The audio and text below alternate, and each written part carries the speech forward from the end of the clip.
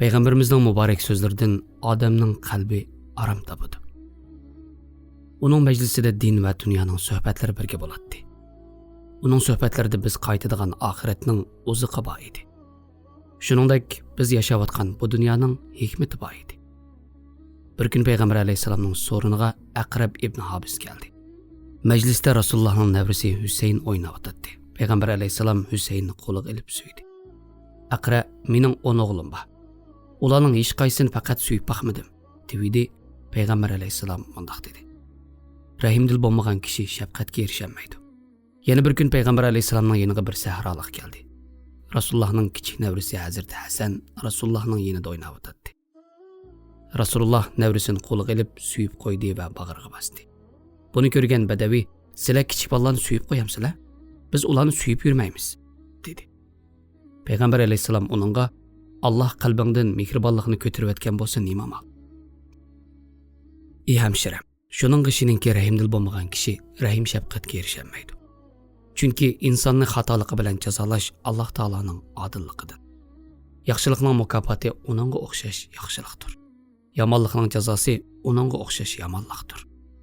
Shafqatsizlikning jazosi shafqatga erisholmaslikdir.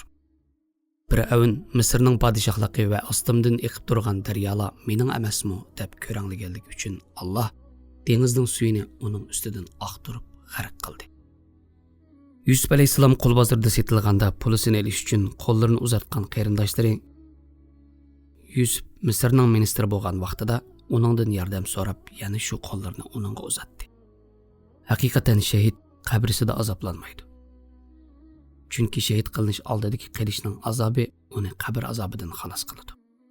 Qiyomat kuni kiyim kiydirilganlarning tunjisi Ibrohim alayhisalom. Chunki qavmi Ibrohim alayhisalomni o'tqa solganda uning kiyimi kuyib ketgan edi. Bu dunyo aylanib turadi. Har bir soqim boshqalarni sug'agan qachi bilan sug'urdi. Agar yaxshilik qilgan bo'lsa, yaxshilik ko'radi. Yomonlik qilgan bo'lsa, yomonlik ko'radi.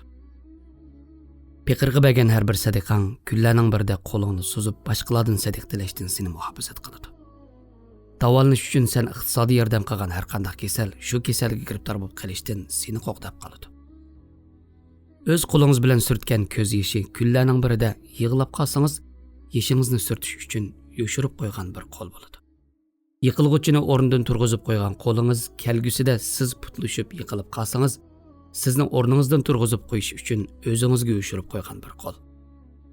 Siz yordam qilgan har qanday bir zulmga uchirg'uchi o'zingizning kelgusi uchun yoshirib qo'ygan kunlarning birida zulmga uchrab qolsangiz, sizga yordam beradigan bir qo'shindir. Boshqalarning keyindan qilgan har bir yaxshi gapingiz yo'q yeringizda siz to'g'riliq boshqa biri deydigan yaxshi so'zdir. Siz qo'g'digan har qanday kishining yuzi obro'yi sizni himoya qiladigan yuzi obro'y. Hattoki bir meyit uchun qilgan duoyingiz siz o'lgan vaqtingizda o'zingiz uchun yoshirib qo'ygan bir duo. Siz meyitga duo qilish uchun qo'lingizni ko'targaningizdek, siz o'lib ketganda Alloh sizga duo qilish uchun qo'lini ko'taradigan kishilarni chiqarib beradi. Yaxshilikqa nisbatan Allohdan mabak vafodor biri yo'q. Hikmatli ish qiluvchi Alloh ikki yetim bolaning boyliq ko'milgan temini qo'pirib, uning boyligini qo'g'dash uchun bir payg'ambar va Xizr alayhisalomni avatganligini ko'rdingizmi? Chunki u ikki bolaning ota-onasi solihlardan edi. Ey hamshiram, bu bo'lsa mehr shafqat va marhamat qilish dini. Qalbida mehr shafqat bo'lmagan kishi islomni layoqatli tushunmagan va islomdan nihoyat oz nasiba olgan kishi. Bir kun sahobalar payg'ambar alayhisalom bilan safarga chiqqan edi. Payg'ambarimiz Muhammad alayhisalom ba'zi ehtiyoji uchun chiqib ketdi. Ana shu chaqda sahobalar ikki bolasi bor bir qushni ko'rib, o qushning heliq ikki bolasini tutib oldi. Ana qush ularning beshida cho'rgilab uchib, qanotini qiqishga boshladi. Bichora ana qush bolalarini yo'qotib qo'yish sababidan qayg'uradi. Bir ozdan keyin payg'ambar alayhisalom kelib, bolasi sababli bu qushni azoblagan kim? Uning bolasini darhol qaytarib beringlar, dedi. Nima degan go'zal din bu? Nima degan go'zal shariat bu? Qushning ko'nglini qirishga rozi bo'lmaydigan nima degan rahimdil payg'ambar, ha? Qalblarga malham qo'yish badanga malham qo'yishdan afzal. Chunki qalbning sunishi eng alamlik. So'ngaklarning suniqi tezli yaxshilanib ketadi-yu, ammo qalblarning suniqi mangu qolib qoladi. Haqiqatan payg'ambar alayhissalom hech kimning hech birini azoblashiga rozi bo'lmaydi.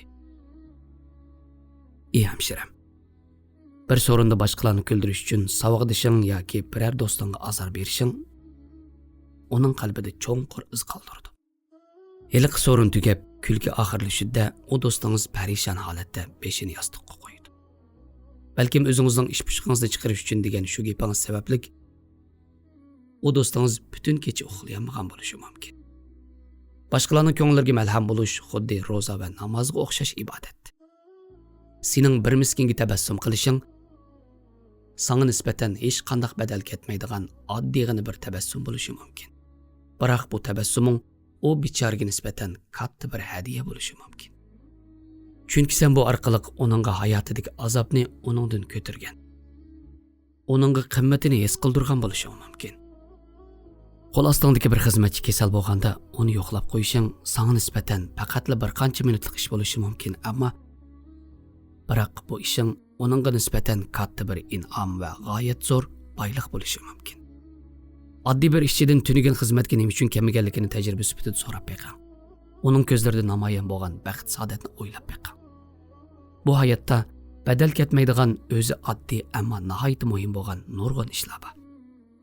Ey hamshiram, boshqalarni baxtli qilish pulga qarashliq emas. Shundaqla boshqalarni baxtsiz qilish qattiq gap va aziyatlik bilan bo'lmaydi.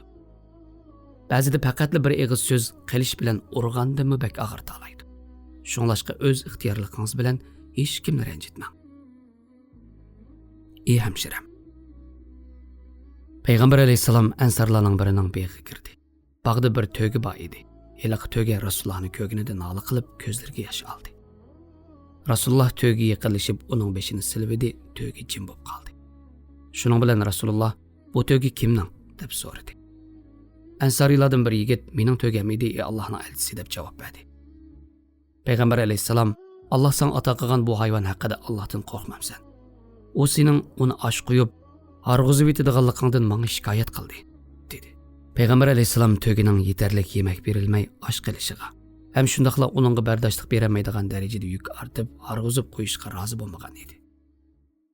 Mana agash kuchlarni insonparvarlikning eng yuqori pallasiga ko'targan bu din ularni hayvonlarga rahim shafqat qilishga targ'ib qilgan edi. Hayvonlarga mushundaq shafqat qilishga buyurgan bu dinning insonlarga bo'lgan mehr shafqat qarish qandaqdir? Ey hamshiram, Rasululloh mushukka tomoqmi bermay yoki zaminning hasharotlarini tutib yeyilish uchun qo'yib bermay, uni so'lab qo'yib o'lishiga sabab bo'lganlik uchun do'zaxga kirgan bir ayol haqida so'zlab berganida bizga hayvonlarning jini bo'lgan taqdirdami uningga ehtirom qilishni o'rgatdi. Ana shuningdek payg'ambar alayhissalom bizga yo'lda yurayotgan bir odam chanqab ketib bir quduqqa tushgan va tashnaligini qondirib chiqqanida tashnalikdan nam tuproqni yalab hasirayotgan bir itni ko'rib o'z-o'ziga bu bechorami mendek chanqab ketibdi deb quduqdan o'tkiga suv to'ldirib ochiqib iliq itni sug'agan Alloh u odamdan xursand bo'lib uning gunohlarini kechirib o'tgan degan voqelikni so'zlab berganida bir odam maxluqotlarga qanday muomala qilsa Alloh uningga shunday muomala qildiganligini, rahimdil bo'lsa rahimdillikka erishalaydiganligini, aksicha qattiq qo'l bo'lsa qattiq qo'llarcha azoblanadiganligini o'rgatgan edi. Sahabiy naql qilib deydi-ki, Mas'ud Hamzani afu qilish va kechirishni yaxshi ko'radigan biri bo'lib, boshqalarni afuchan bo'lishga bakmi targ'ib qiladi. Birisi o'zini afu qilish to'g'risida o'zri aytib uningga kelganida o'tmish tilga ilinmaydi deydi va kechirib o'tadi. Mas'ud vafot tepib birisi uni tushida ko'rib uningdan Alloh san qanday muomala qildi deb so'raganida Mas'ud Alloh meni oldi turg'izib o'tmish tilga ilinmaydi. Uni jannatga aparinglar dedi deb javob beribdi.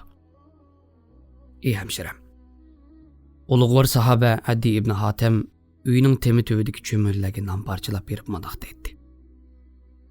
Ular bizning qo'shnilarimiz. Qo'shnilarning ustimizda qo'shnilarchilik haqqi bor. Ey hamshiram, ularning qo'shni bo'lib yashayotgan cho'millarga bo'lgan mehr shafqati bundoq bo'lsa, qo'shni bo'lib yashayotgan insonlarga bo'lgan mehr shafqati qanchalik bo'ladi? Bir uyda yashayotgan juftlik bo'lgan shafqati qandaqdir? Men ishonamanki, sahoba bo'lish xuddi payg'ambarlikka o'xshash Allohning tanlashi bilan bo'lgan bir ish. Alloh taolo sahobalarning qalbiga qarab, u qalblardagi mehr shafqat, sevgi va iymonga rozi bo'lg'achqa, payg'ambarimizga hamroh bo'lish uchun ularni tanlagan edi. Shuni bilishingiz kerakki, inson qalbi bilan go'zaldir. Ey hamshiram, Abu Darda radhiyallohu anhu o'zining vafot kesilda hovlisining saynasiga qarab, o'zining turmush ishlarida ishlatgan bir to'gisini ko'rib mundoq deydi. Parvardigorimga men to'g'riliq arz qilmagan. Chunki men sen ko'taramaydigan yukni sen otmadim. Mana ular bir hayvon bo'lgan taqdirdami birasining o'zlari haqida Allohga shikoyat qilishidan qo'rqatdi. Birining sizni Allohga shikoyat qilishidan paxas bo'ling. Qo'g'daydigan kishilar bo'lmagan oddiy-sodda kishilardan paxas bo'lingki, ularning yordamchisi Alloh. Chunki Alloh dillar sunuq kishilar bilan birgadir. Sen biriga zulm qilib qo'yib, hech parvosiz holatda uxlab qolganingda, balkim u bechora butun kecha seni shikoyat qilib Allohga yalvorgan bo'lishi mumkin. Nuh alayhisalom: "Ey Rabbim, men rostilla bo'zaq qilindim.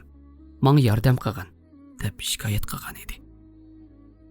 Ey hamshiram, bir kun Umar ibn Xattob radhiyallohu anhu ning beliq yegisi kelib, dengizning yangi beliqlardan ko'nglim tortyotdi dedi. Hazrat Umarning Yarpa ismli xizmatchisi Umarning to'gisiga minib beliq izlab chiqib ketdi. U berib kelish uchun 4 kecha kunduz sarf qilib, Umar radhiyallohu anhu ga beliq olib keldi. Hazrat Umar to'gisiga qarab, to'gisining quloqlari ostidan terlaganligini ko'rib, u xizmatchisiga mundoq deydi: "Umarning ishtihasi uchun bir hayvonni azoblabsan. Alloh bilan qasamki, men bu beliqni eg'izda kuzmayman. O'zing yegin", dedi. Sizga ayon bo'lganidek beliq yeyish halol. Alloh taolo hayvonlarni yaratib, bizning ishiltishimiz uchun ularni bizga bo'ysundirib bergan. Biroq Hazrat Umarning qalbidagi rahimdilligi uning beliqqa bo'lgan ishtihasini qochirgan edi. Chunki ko'ngli tortgan bir narsa sababli bir hayvonning charchaganligi uni bearam qilgan edi.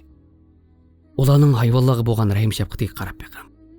Uningdan keyin o'zingizning qalbiga qarab, tövandagi bir savolni o'zingizdan so'rab beqing. Mening kishilarga bo'lgan rahim shafqatim qandaqroq? Agar o'zingizdagi mehr shafqatga qalbingizdan rozi bo'lsangiz va uning bilan Alloh uchrashishdan andish qilmaydigan darajada xotirjam bo'lsangiz, siz o'zingizni nihoyat yaxshi va yaxshilik ustida turayotgan birisiz. Agar qalbingizda qattiqlik va qo'pollikni his qilsangiz, shuni bilingki, do'zax dunyoda yumshamagan qalblarni yumshatish uchun yaratilgan. Umar ibn Abdul Aziz Misr valisi Hayyonga mundoq deb maktub yozdi. Anglashimcha Misrda yuk to'gilar bor bo'lib, bularning har biriga 1000 qadoq yuk yuklanamish. Mening bu xitim sanga yetib qolgandan boshlab bir to'giga 600 qadoqdan ortiq yuk qat'iy ortilmasin. Umar ibn Abdul Aziz yana ko'cha boshqaradigan xizmatchilarga maktub yozib, ularni hayvonlarni eg'ir yugan bilan yugallashni hech kimga ruxsat qilmaslik. Uchiga to'mir qo'yilgan tayoq bilan hayvonlarni o'qishga ham ruxsat qilmaslik haqida buyruq tushirdi. Musulmonlar xalifasi asosiy qonun va oliy tavsiyani kimlar uchun chiqarayotganligini bilamsiz? Hayvonlar uchun edi. Mana ular Alloh ularni qo'l ostidagi har narsadan so'roqqa tortadiganligini biladi. Shunga sizmi sahobalardek va oliy janob kishilardek bo'ling.